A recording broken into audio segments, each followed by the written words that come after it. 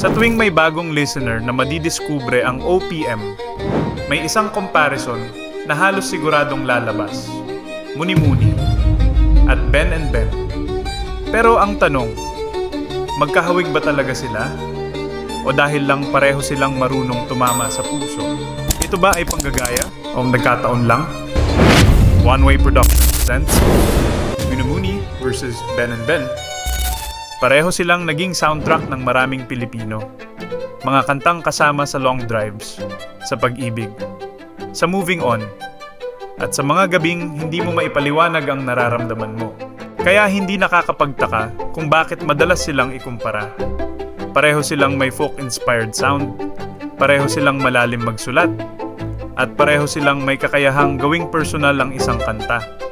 Pero kapag mas pinakinggan mo, doon lumalabas ang pagkakaiba.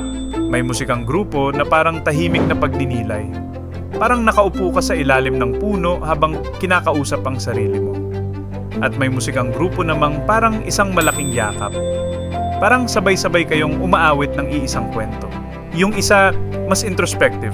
Yung isa, mas collective. Pero parehong totoo. At baka dito talaga nagsimula ang comparison.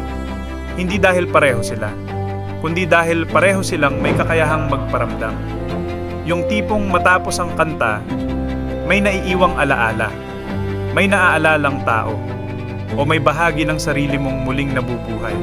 Sa panahon ng mabilisang content, pinatunayan ng Muni-Muni at Ben na may musika pa ring hindi lang pinapatugtog, kundi pinakikinggan.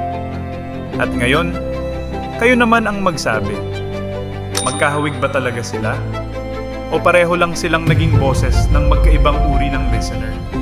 Comment your thoughts below.